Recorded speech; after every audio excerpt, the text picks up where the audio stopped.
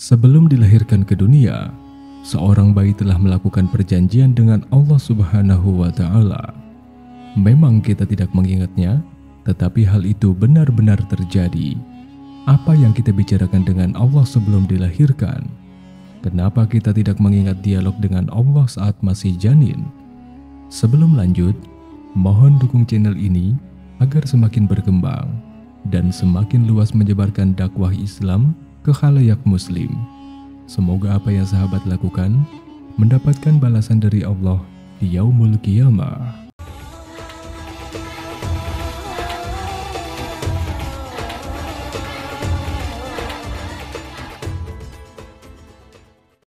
Assalamualaikum warahmatullahi wabarakatuh. Sahabatku yang dimuliakan Allah, apa yang kita bicarakan dengan Allah sebelum lahir ke dunia ini? Perjalanan hidup manusia sudah dituliskan dari alam ruh, kehidupan di dunia hingga kehidupan di akhirat. Dan apakah berakhir di surga ataukah di neraka? Manusia sebelumnya sudah melakukan perjanjian dengan Allah Subhanahu wa Ta'ala. Jika menyanggupi melaksanakan janji itu, kita akan lahir ke dunia. Jika tidak, kita tidak akan ada di dunia ini. Ketika di dalam kandungan itulah si janin bisa berkomunikasi dengan Allah Subhanahu wa Ta'ala. Hal ini senada dengan firman Allah. Dan ingatlah ketika Tuhanmu mengeluarkan dari sulbi tulang belakang anak cucu Adam keturunan mereka, dan Allah mengambil kesaksian terhadap roh mereka seraya berfirman, "Bukankah aku ini Tuhanmu?" Mereka menjawab, "Betul, Engkau Tuhan kami. Kami bersaksi, kami lakukan yang demikian itu agar di hari kiamat kamu tidak mengatakan, sesungguhnya ketika itu kami lengah terhadap ini." Bani Adam adalah orang-orang yang lengah terhadap keesaan Tuhan. Hal ini pun dibenarkan oleh Ubay bin Ka'ab. Beliau berkata, mereka roh tersebut dikumpulkan lalu dijadikan berpasang-pasangan. Baru kemudian mereka dibentuk. Setelah itu mereka pun diajak berbicara. Lalu diambil dari mereka janji dan kesaksian. "Bukankah aku Tuhanmu?" Mereka menjawab, "Benar. Sesungguhnya aku akan mempersaksikan langit 7 tingkat dan bumi 7 tingkat untuk menjadi saksi terhadap kalian, serta menjadikan nenek moyang kalian, Adam, sebagai saksi, agar kalian tidak mengatakan pada hari kiamat kelak, kami tidak pernah berjanji mengenai hal itu." Percakapan yang berisi pengakuan ini senantiasa diingatkan para rasul. Hal ini sesuai dengan firman-Nya. "Dan mengapa kamu tidak beriman kepada Allah, padahal rasul menyuruh supaya kamu beriman kepada Tuhanmu? Dan sesungguhnya Allah telah mengambil perjanjian jika kamu adalah orang yang beriman." Perjanjian ini terjadi setelah kakek moyang manusia, Nabi Adam alaihi salam, diciptakan. Hal ini telah dijelaskan dalam hadis sewaktu menciptakan Nabi Adam, Allah mengusap punggung mereka. Berjatuhanlah dari punggungnya setiap jiwa keturunan yang akan diciptakan Allah dari Adam hingga hari kiamat. Kemudian di antara kedua mata setiap manusia dari keturunan Allah menjadikan cahaya yang bersinar. Selanjutnya mereka disodorkan kepadanya. Adam pun bertanya, "Wahai Tuhan, siapakah mereka?" Allah menjawab, "Mereka adalah keturunanmu." Hadis riwayat Tirmizi. Sifat manusia yang pelupa menjadikan manusia lupa juga pada janjinya, bahkan lupa dengan perjanjian kepada Allah Subhanahu wa Ta'ala. Sebagian manusia juga kufur karena sifat pelupa itu. Allah Subhanahu wa Ta'ala mengutus para rasul untuk mengingatkan umatnya, sehingga tidak ada lagi alasan manusia untuk tidak beriman.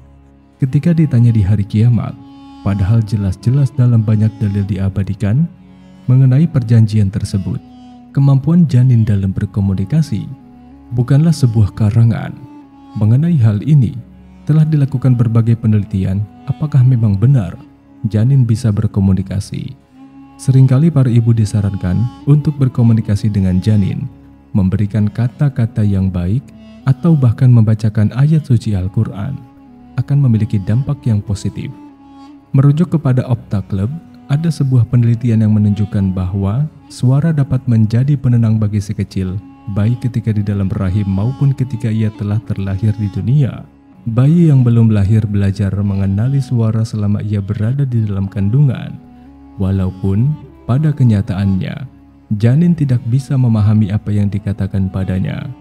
Merujuk pada penelitian tentang air yang dilakukan oleh Profesor Masaru Emoto, seorang profesor dari Jepang yang mempelajari air, dia berkata bahwa air dapat mendengar, membaca, dan mengerti.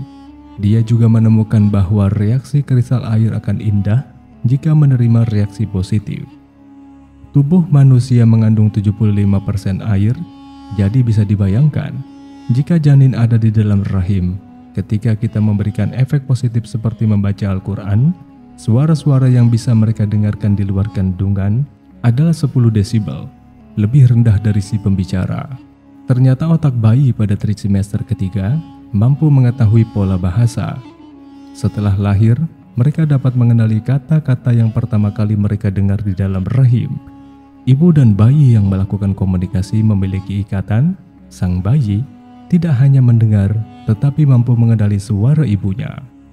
Nada menenangkan dari seorang ibu menyebabkan denyut jantung janin bayi menurun dan dapat membantu membangun ikatan pendengaran yang berlangsung setelah lahir. Kemudian, manfaat selanjutnya adalah melatih kemampuan interaksi si kecil dengan mendengarkan suara ayah dan ibunya. Mereka akan mampu membedakan intonasi suara di dalam kandungan. Janin tidak langsung bisa berkomunikasi. Janin itu ditiupkan terlebih dahulu. Hal ini sudah dijelaskan dari Hudzaifah bin Usaid radhiyallahu anhu berkata, "Aku mendengar Rasulullah SAW bersabda, apabila nutfah telah berusia 42 malam, maka Allah mengutus malaikat. Lalu dibuatkan bentuknya, diciptakan pendengarannya, penglihatannya, kulitnya, dagingnya, dan tulangnya. Kemudian malaikat bertanya, 'Ya Robbi, laki-laki ataukah perempuan?' Lalu Rabbmu menentukan sesuai dengan kehendaknya, dan malaikat menulisnya. Kemudian dia malaikat bertanya, 'Ya Robbi, bagaimana ajalnya?' Lalu Rabbmu menetapkan sesuai dengan yang dikehendakinya, dan malaikat menulisnya. Kemudian ia bertanya, 'Ya Robbi, bagaimana rezekinya?' Lalu Rabbmu menentukan sesuai dengan yang dikehendakinya, dan malaikat menulisnya. Kemudian malaikat itu keluar dengan membawa lembaran catatannya, maka ia tidak menambah dan juga tidak mengurangi apa yang diperintahkan itu." Hadis riwayat Muslim. Sahabatku seiman, ternyata tidak hanya manusia biasa yang berjanji kepada Allah Subhanahu wa Ta'ala. Para nabi pun ternyata memiliki janji dengan Allah Subhanahu wa Ta'ala. Lalu, apakah sama janji para nabi dengan janji umat manusia? Adanya perjanjian antara Allah Subhanahu wa Ta'ala dan nabi diabadikan dalam firman-Nya. "Dan ingatlah ketika kami mengambil perjanjian dari nabi-nabi dari kamu sendiri, dan dari Nabi Nuh, Ibrahim, Musa, dan Isa putra Maryam, dan kami telah mengambil mereka perjanjian yang teguh." Isi perjanjian para nabi dengan Allah Subhanahu wa Ta'ala berbeda isi janji yang kita ucapkan. Jika umat manusia isi janjinya adalah menuhankan Allah, sedangkan janji para nabi adalah agar saling meneguhkan status satu sama lain. Hal ini telah dijelaskan dalam tafsir At-Tabari.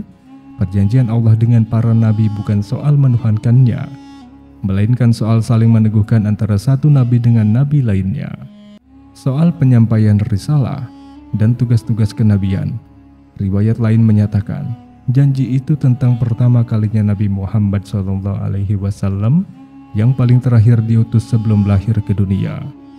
Manusia yang masih berbentuk janin telah melakukan perjanjian dengan Allah Subhanahu wa Ta'ala.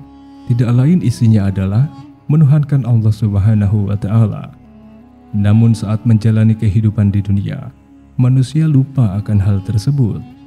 Oleh karena itulah, diutuslah Nabi dan Rasul untuk mengingatkan kita kembali agar senantiasa beriman kepada Allah Subhanahu wa Ta'ala. Lantas apakah kita termasuk orang yang lupa dengan janji kepada Allah? Wallahu a'lam bishawab. Begitulah kisah janin yang bisa berkomunikasi pada video ini. Semoga ada manfaat yang bisa kita ambil. Terima kasih sudah menyimak sampai selesai. Saya akhiri. Wassalamualaikum warahmatullahi wabarakatuh.